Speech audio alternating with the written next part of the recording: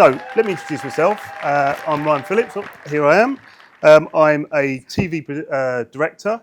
I've been in television for over 20 years, most recently at the BBC as a lead director. And I'm also a short filmmaker. I studied film at Southampton. My final year film was tutored by Ken Russell, and I've had films screened internationally and even managed to get some money out of the BFI to raise some money for some shorts. But I'm here to talk to you about my AI content. So I've been creating under the name of Uncanny Harry. So I've been creating on X under the pseudonym Uncanny Harry for about 2 years now. I've sort of been making not a living out of AI from then. So I've made pieces for hire over those 2 years. But the last 2 months, I've started making the majority of my income through AI creation. So the broadcast stuff is going down and the AI stuff is coming up. But although I may be a keynote speaker, I'm no expert in monetizing, sorry to say this, in monetizing AI content because it's brand new. So what I'm going to do is I'm going to share my experience with you. But, you know, there should be no one suffering imposter syndrome in this space because it is so new and so fastly evolving. You know, no one can really see the path ahead 100%. So I'm going to give you some options. And all these things I have made money out of with AI content. So first of all, I'm going to talk about the core of what's led me to be able to make AI content for money, and that is creating in public. So as I said, I started creating in X, and I think people really appreciate artists and creators that share in public, that share their creative process openly and in real time. As I say, I've been on X. A lot of people won't like X.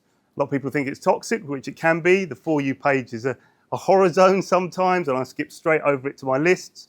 But you will find on there the leading AI creators and the devs of the Gen AI companies, and you're going to be in a community. The AI community there is great. It's not like the other communities, I promise. It's full of people who are sharing ideas and people. It's apolitical.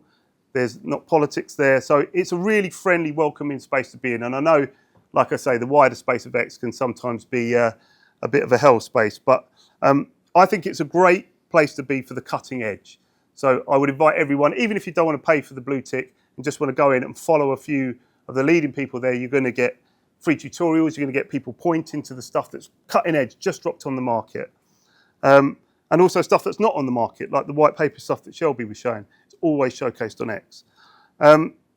For creators who perhaps a bit more artistic, I think Insta is a great space for sharing sort of still art or more ethereal art house work. There's a lot of creators in that space that really gel together, and I think people are more interested in going there for that sort of content. Now, LinkedIn is where I have got most of my offers of actual paid work from. So I know it's a very dry corporate site. I'm not being paid by LinkedIn, obviously, but it is where the money is. And like I say, I am now in a position where I can't fulfill the work that I'm being offered. So I'm having to hand it to friends. And that has come through LinkedIn predominantly. So I'd advise someone to pick a space where they showcase their work and then join LinkedIn and repeat that material and reach out to others in that space as well. YouTube's great for long form stuff, or if you're doing tutorials. I know Curious Refuge's got a big presence on there. And finally, TikTok is really good for views. Loads of people are, you know, going to TikTok and getting lots of views for their content. So my personal experience, when I made my content, I started meeting other creators on there, and I was reached out by a guy named Christian Fleischer, who started a group called the Visible Makers. And this was very early on, about 2 years ago. And he'd had some big viral hits. And so he'd seen some of my stuff and said, would you like to join a Discord? We joined the Discord, and it's grown from there. We've got people like Able Art. These are people you should follow, by the way. I haven't got a code, unfortunately, But please come up to me afterwards if you need to find out any more of these. Jeff Synthesized, who's a great AI filmmaker. So we've got this group because making your own content with AI can be quite lonely if you're not collaborating with others, because ultimately you're sat in your basement or spare room at a computer working alone. So it's good to have these networks, not only to share and collaborate with, but also to sort of be supportive to you, you know, to prep you up, to excite you, to give you new ideas. I also joined a remake of Terminator 2, which we did as a feature film. It was the first feature film, I think. We were all gunning to make the first AI feature film. I don't advise you to watch it. It was made with very early tools. We're all proud of it. It was made with a lot of can-do attitude and community spirit, and we got some great press from it from Forbes. It was screened in LA, and the 50 makers that are behind that, people like Nem Perez, are really leading forces now. So making that commitment, as Justin there, nodding away, my friend there, or everyone speak to Justin later. I'll be speaking a bit more about him there. He was part of T2. Colin, raise your hand. Colin at the back, he was part of T2. So all those guys are now, and girls are in the space, pushing forward because they made that commitment. That was unpaid, that was just community spirit and working together. So the reason that you're doing this is to generate material for a showreel, yeah? You're proving in this space that you can do this. And that reason is because industries and companies, they see the stuff, they like it, there is no skill base in their firm. There is absolutely no skill base in their term. They say, we want AI, I want someone to get me AI. And they turn around and the people in their creative space often, as Paul will testify, are not in a situation where they know about AI. So they're coming directly to creators instead to get the knowledge of how to do it. So by building this up and showcasing the fact that you can make this stuff and you have knowledge of it, you're putting yourself in that prime position. So social media is almost like a shop window and you're setting out your stall. And because those professional networks are gone, you know, this is the new way of establishing those professional networks with yourselves and others. Competitions is another good way of establishing show me material because you get a brief and a deadline. I know the Curious Refuge do competitions. I hope everyone's entered the LTX competition. So it gives you a brief and a deadline to work to. So at the end of it, you will have something to show. So that's sort of the reason why you're doing it in terms of shop window. Monetizing it, I wouldn't advise you to quit your job and monetize social media.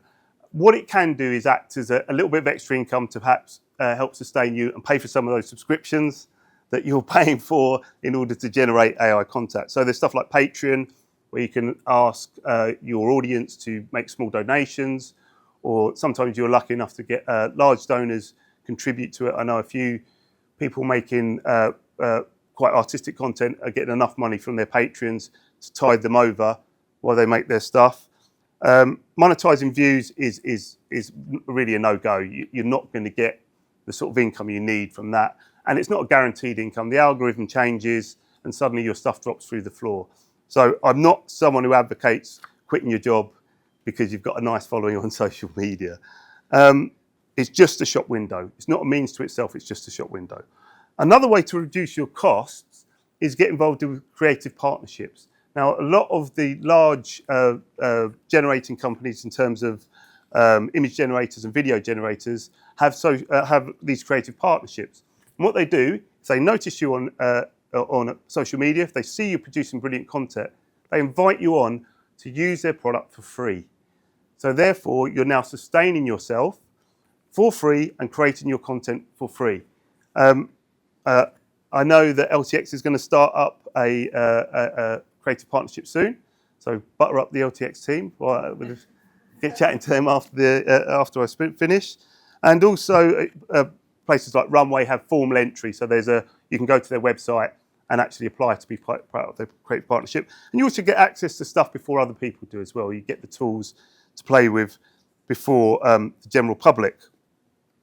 So we've sort of talked about these areas, which are not really monetizing AI, but they're about how to set out your shop window and how to sort of keep your costs down and sustain yourself. Over in the corner there, we're talking about training and consultancy. So with training and consultancy, I wouldn't advise you setting up an online course because you're going to be up against the Curious Refuge. And as you've just seen, they're going to kill you, okay? When I worked at the BBC, the AI team there, they could recognise only a few sort of brands attached to generative AI, and the Curious Refuge was one of them. But what you can do is offer one-to-one courses.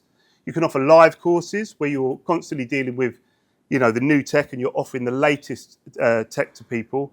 And obviously with one-to-one, you can really cater to that audience. So you could go anything from a private individual who just wants to learn about AI, which might be the first sort of people you encounter asking, how did you do that? Can you show me how to do that? And you could offer them an online course. And then building up to the more professional end of it, where you're doing stuff on Maven or YouTube. I myself have done stuff corporately, which is obviously it's better paid. But I did a piece for Brandtech recently where they asked me to create an asset, which was a pretend brand of a drink. And so I made the asset, and then I did a Zoom call with their team where I told them effectively what tools I did to make the asset. So there was stuff like Udio, Suno for the music, Luma Labs for the generation, Midjourney for the images. And I just talked them through very briefly how to do that. And that was a nice experience for me, well-paid job. They were very supportive.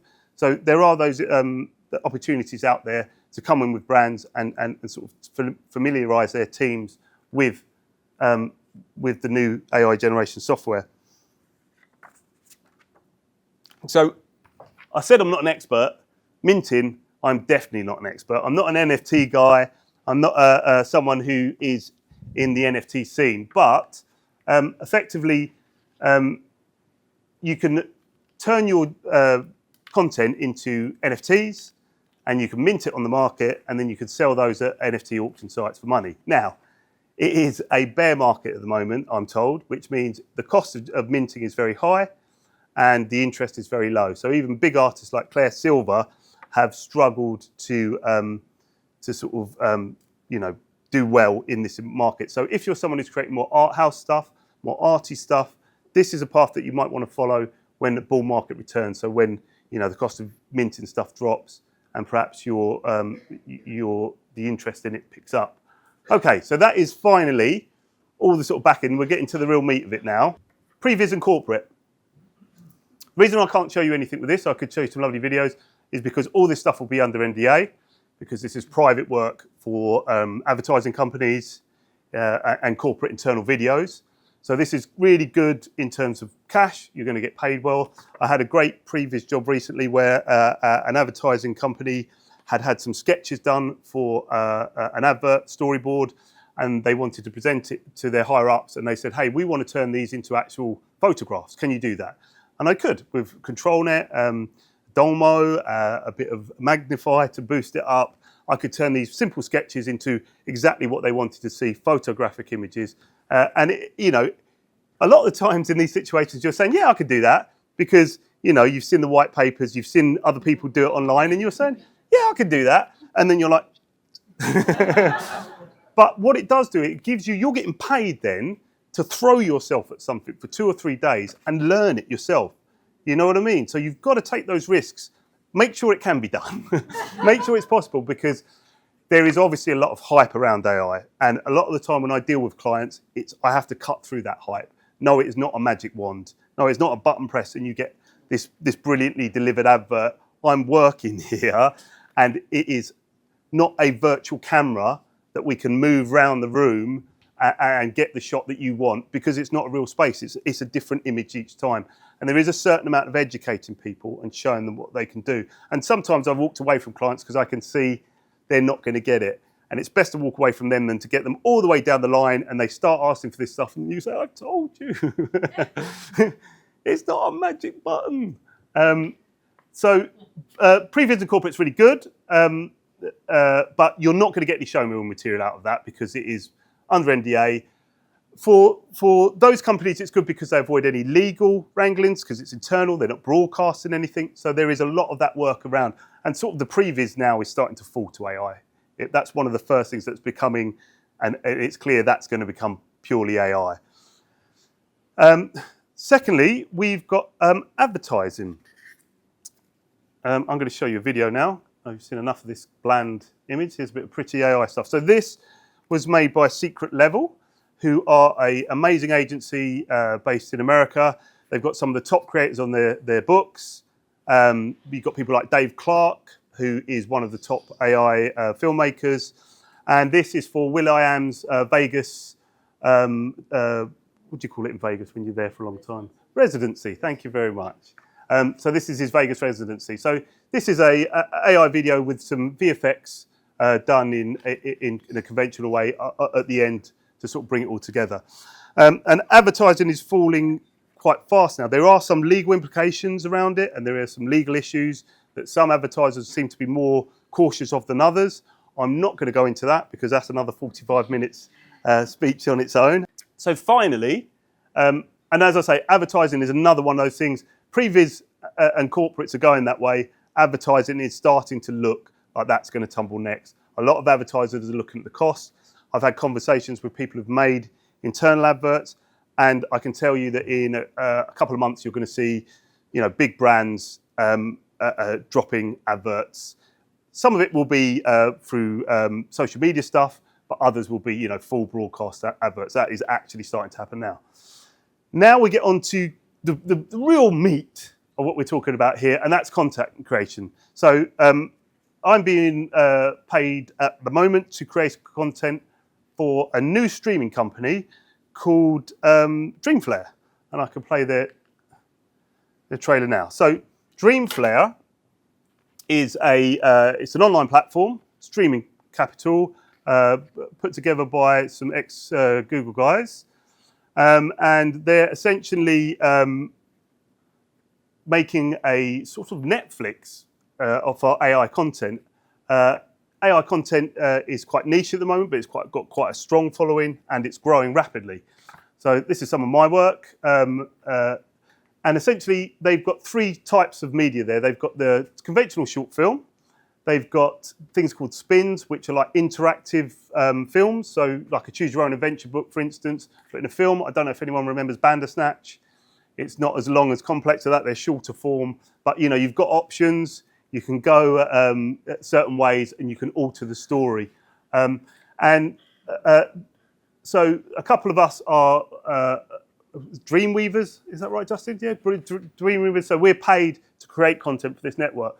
But they're also bringing on less experienced people to put their content on there and receive a share of the income for being on there. So there's Matt Wolf, you just missed him, there he is.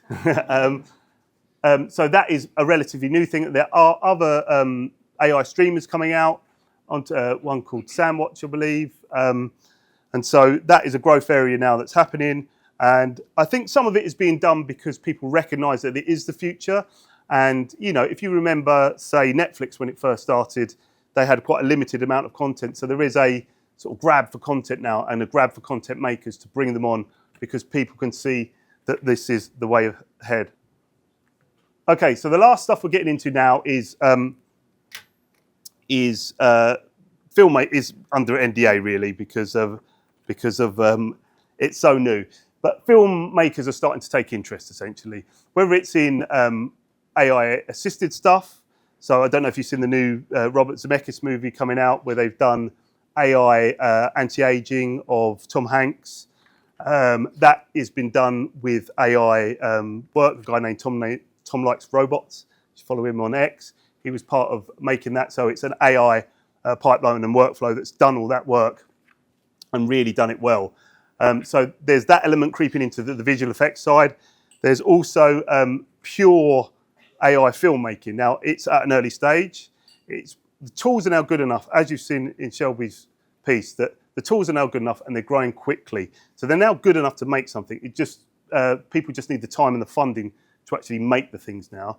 But if you watch social media in a month or so, or 2 weeks or so, you'll be seeing stuff starting to drop, feature-length stuff starting to drop. It may not get theatrical exhibition straight away, but that is starting to happen now So that's a real thing. And to meet this demand for the new content, there's new studios popping up, like Solo Twin, that's run by our friends Real Robot and Geo. You can find them on X. So they're producing content for the new streamers. They're producing music videos.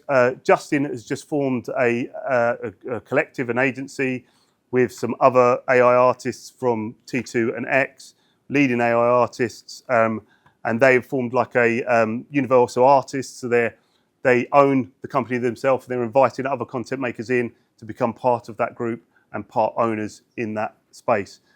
They'd really be ones to watch. And also our friends, the Door Brothers, who are fellow visual makers. Did everyone see the new Snoop video? Yeah. Whoop, whoop. So the Door Brothers is not one person. I was going to shatter that illusion. It is led by one guy, but he's bringing on other people to work on those projects. So there is, pop videos are in the same thing as advertising, I'd say. They're ready to go because the cost of them, we're not living in the MTV age where people are watching pop videos all the time. They want to bring costs down. What's the best way to bring costs down? AI. And if you look at that Snoop Dogg video, it's pretty hot. You know what I mean? And if you look at the cost that would have taken to make and the time it would have taken to make with conventional means, it's staggering, the difference.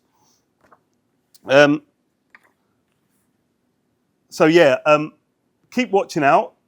Feature films are on their way. But what I'd like to say is basically all these things, all these opportunities. I'm doing some consulting work on some feature films. All these opportunities have been given to me by my network, and that has come from social media, and that has come from creating in public and meeting people and talking to them. And then, one of the first jobs I got in corporate, I got to a certain point with it, and then I was on another job, I couldn't do it, and so I asked Cole if he was free, and he was in between. He's a producer, television producer. He was in between jobs. He was going to go out to, where were we going out that time? Was it Oz again? With Chris Hemsworth? Just dropped a name for you there, mate.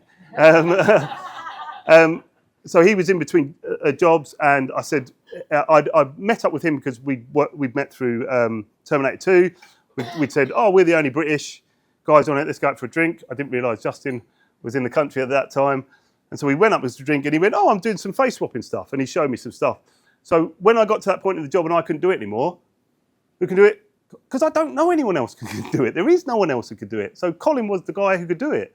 And like I say, with the visible makers, we're all sharing work. If we can't do it, we're inviting people on to collaborate with our work. So if you're starting out new, it might sound like, oh my God, it's already happening. I'm so late in the game. No, you're not. This is brand new. And there is no old boy network here. It's been smashed to pieces. So this is the network that you're at now. The Creative AI network. These are the potential future creators here now. You've not got to go through gatekeepers to get onto this. You've just got a network, and you've just got to put your stuff out there. Lovely, let's get drunk.